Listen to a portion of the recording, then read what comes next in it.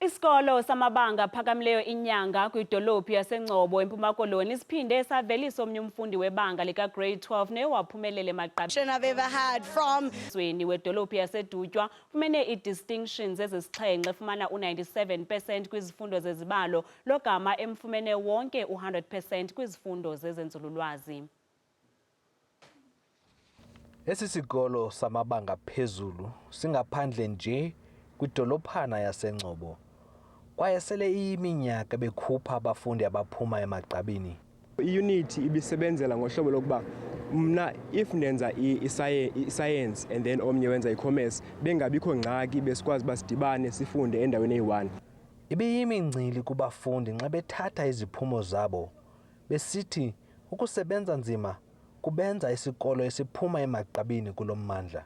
Bekungelulanga, but I managed to get what I wanted. uLomso Dumezweni ebesaziwa ngothanda ukunceda abanye abafundi.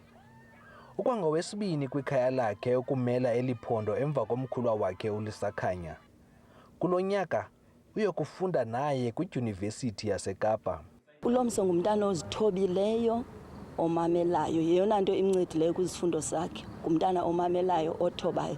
Akathobeli kuphela thina abazali bethu bakhe, ekuhlaleni ungumntana othobekileyo. Ootishala bebecebe kupase bonke abafundi.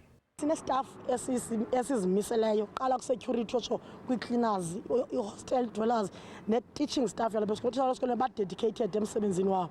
Abafundi abaphume emagqabini bathi bayasebenzisana nabafundi abaphuma kwizikolo ezisakhulayo kwaye bethemba ukuba ukubumbana nokusebenzisana kungakhuthaza nabanye abafundi.